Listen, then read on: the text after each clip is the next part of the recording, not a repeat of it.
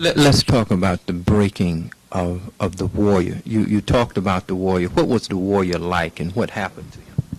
Well, the male was, he was a nurturer, he was the protector of his family, he was an educator. His responsibility was to make sure that his son learned those kinds of behaviors that were necessary for him to be a man and a father. He took on special attention to that. He had a respect for that role. That role was taken away from him. Matter of fact, the male had the whole choice of African Americans choosing who they were to marry was actually taken away from them. And that was also very important to the African, for the family themselves to have a part in choosing who the mate was. The whole American process just ripped that whole process apart. And so the experiences that our foreparents had here in America was quite different than what they had been accustomed to. And that has left a devastating effect on our psyche. And we must look at that, and we must change. We must go back to those strengths.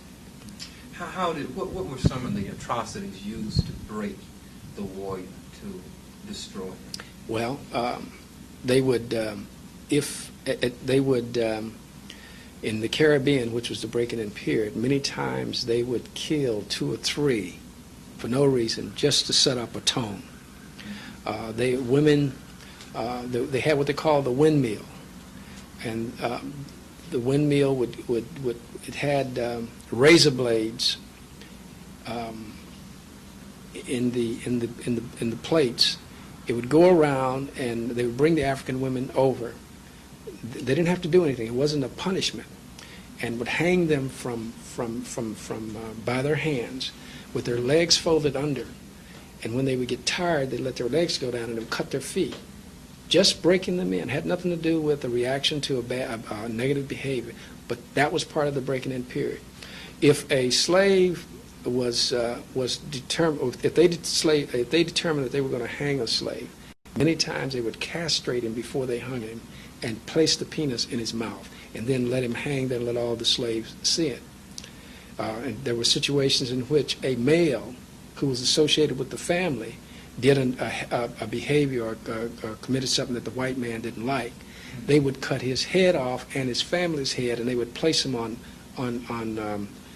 the fence so slaves could see it and be constantly reminded that any kind of deviation from what the slave masters wanted, this could be your fate. And this is what our children grew up seeing. This is what our foreparents' children grew up seeing day in and day out.